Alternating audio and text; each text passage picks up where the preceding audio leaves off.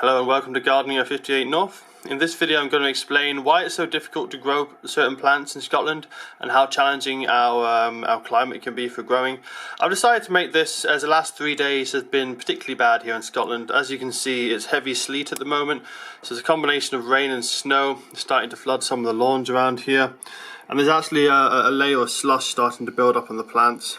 But it's just been this kind of horrible in-between weather. It's not cold enough for snow, with very heavy leaden skies. So it's been pretty grim weather. So it's kind of inspired me to go ahead and make a video about why our climate is so difficult to grow in sometimes. So the first place I'm going to take you is somewhere called Elgin in North Scotland.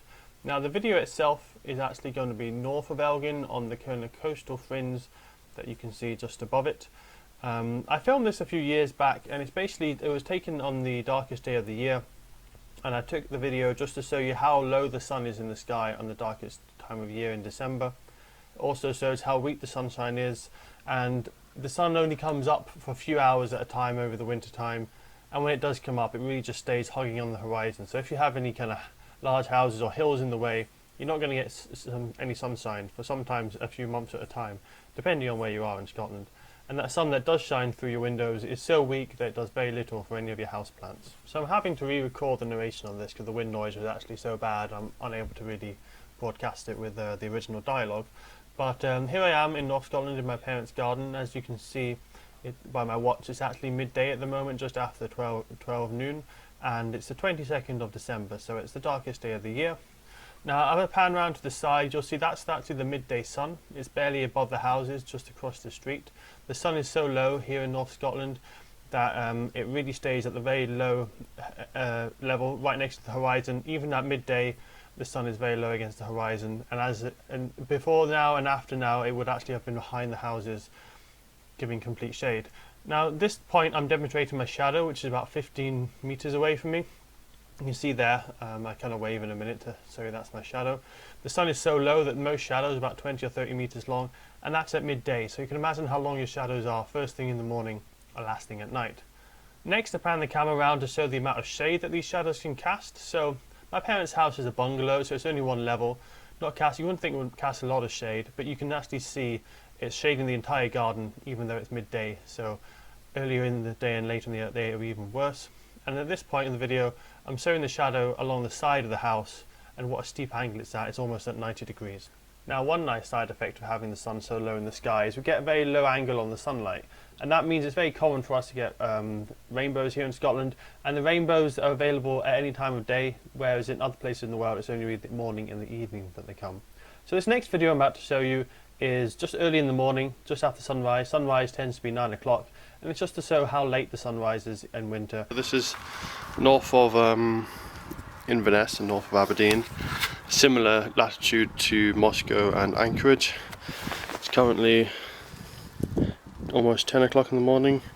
You see there, it's Christmas Eve. Get the focus. The sun has only just risen. You can just see it there, just rising.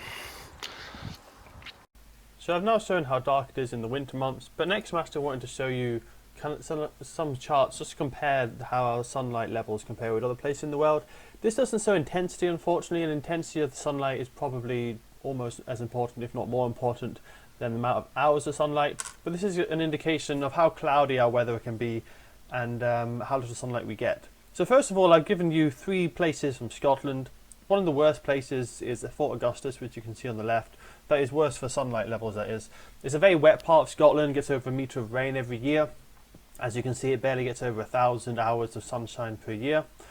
Going forwards, we have Aviemore, which is in the centre of Scotland, nestled in between the mountains. That gets a bit more sunshine. And then Edinburgh here is thought of as actually one of the sunniest and driest parts of Scotland. You can see the rainfall level is very low. It's only around about the 700mm mark. And the sunlight levels are quite good. You get about 1,500 hours of sunshine, which for Scotland is actually quite good. But if I compare this now with other places in the world, you can really see it's actually quite dark, even though for Scotland it's considered quite good. So if you look at Paris, for example, Paris is both drier and a fair bit more sunshine. But you really notice a difference when you go across to New York. New York gets over 2,500 hours of sunshine, which is a huge amount more than Edinburgh. It's over 1,000 more. And when you consider that 1,000 hours of sunshine difference is greater than the Fort Augustus total sunshine for the year, it really shows you how much more sunlight some places can get. And even if you go look at something similar, such as Anchorage. So Anchorage, most people think of being really far north and not being a great place for growing things. It actually gets a huge amount more sunshine than Edinburgh. But that's partly because it's so far north, next to a large land mass. It doesn't get as much rainfall, so it gets sunnier days. Whereas Edinburgh is next to the Atlantic, so we get a lot more rainfall. But the main thing with Edinburgh is, even though the rainfall levels are quite low, the sunshine levels are also low. And the reason for that isn't because it's further north, because you can see in Anchorage they also get a lot of sunshine, even though they're just as far north as us, if not slightly further north. Because the day lengths are very long in the summer, so you would expect some nice long hours of sunshine. But unfortunately, even though Edinburgh doesn't get a huge amount of rain, it gets a huge amount of cloud. During the summertime, you'll only get a few hours of sunshine every day, and I've known periods where we've had almost 2 weeks without seeing any sunshine whatsoever. And it's kind of a running joke here in Scotland that when the sun does come out, everyone kind of puts on their social media platform saying, "Oh, what's that big yellow thing in the sky?" Because it's so rare that people get quite excited when it does actually have a day where we have constant sunshine. I would say days of constant sunshine are incredibly rare in Edinburgh. We'll have days where we have sunshine on and off quite often, but an actual day where it's sunny from sunrise or sunset is very rare and only really happens a few times a year. So this next graph that I'd like to show you is actually the graph of the same cities and towns, but it's using the average summer highest temperature per day.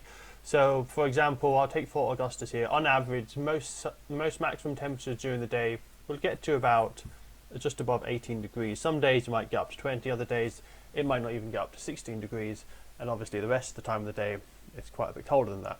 So this is an example of how cool the summers are in Scotland. Our maximum temperatures in the day aren't very high. So even, for example, you think 19 degrees or so is the average for Edinburgh, the maximum temperature. It might only get to that maximum temperature, say, at 2 o'clock in the afternoon for a few minutes. The rest of the day it might be more like 10 or 12 degrees. So even though it seems quite warm at 19 degrees, that is the absolute maximum for that day. There are, of course, heat waves and things like that where we can get well above 20 degrees in Edinburgh, but we've never hit 30, not since I've been here. We get into the high 20s maybe once a year, but that's about it. But if you compare these three places in Scotland, you'll see generally it's just in the high teens, and that's the warmest time of year. If you, though, have a look at Paris and New York, you'll notice that temperatures are much, much higher in the summer. And you do think of New York as being quite a hot city. Paris as well, you think of that as having quite pleasant weather. But even many of the other big cities around the world that people think of as being quite cold places are actually much warmer than they are in Scotland. So a good example of this is actually Moscow. Moscow is a city that you often associate with cold and snow, but their summers are actually surprisingly warm. And even in July, the average high temperature is 24 degrees. So that's quite a high temperature, almost as warm as Paris. And even further north in the Arctic Circle, there's actually quite a few small towns and villages, which are much warmer than they are in Scotland.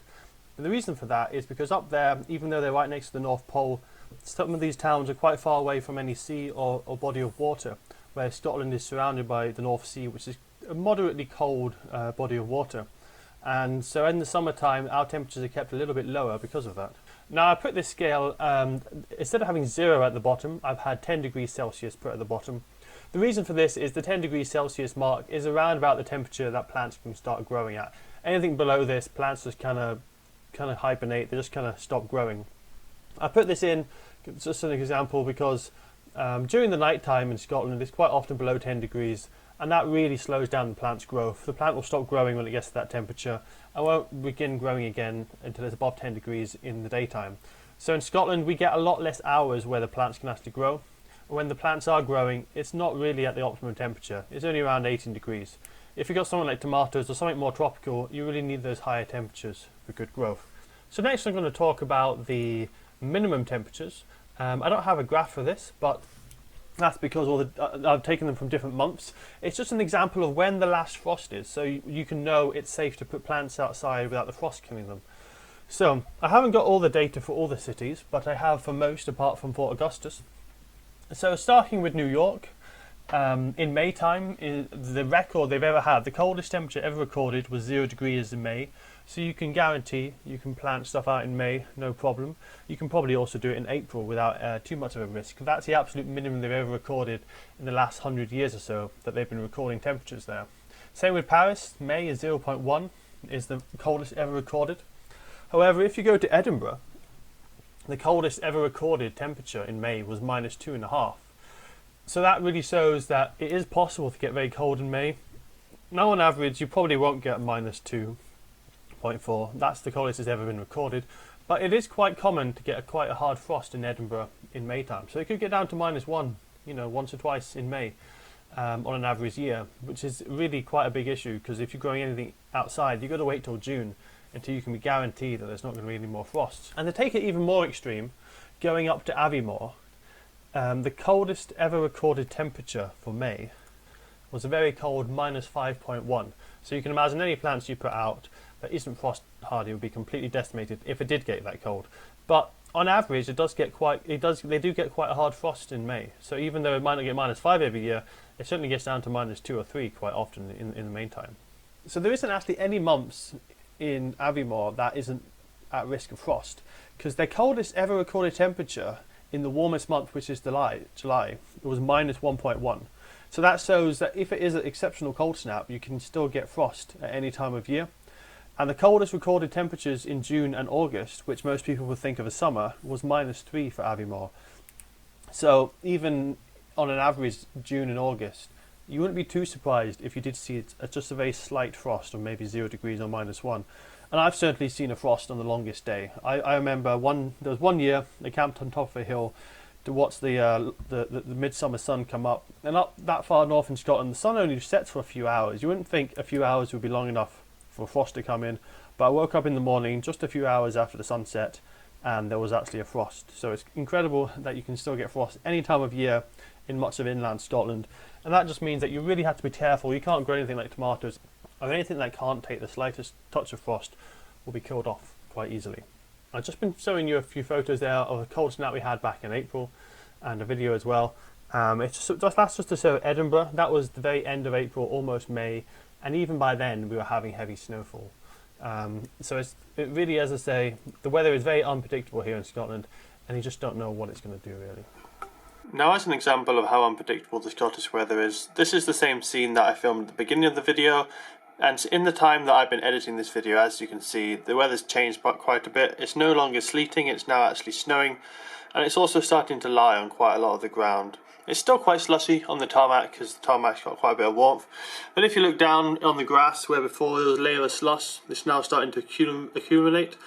Looking at the weather forecast, we're probably going to get snow for the next several hours. It was supposed to be raining today, but as you can see, that rain's now turned to snow, and the weather forecast can be quite unpredictable, especially when it's on the verge between rain and snow. So despite all the problems we have up here in the far north of Scotland, there are several advantages to the cold weather as well. We can grow really good cabbages, anything from the brassica family. For example, here's a nice picture of a cauliflower that my father grew last year in his garden up in North Scotland.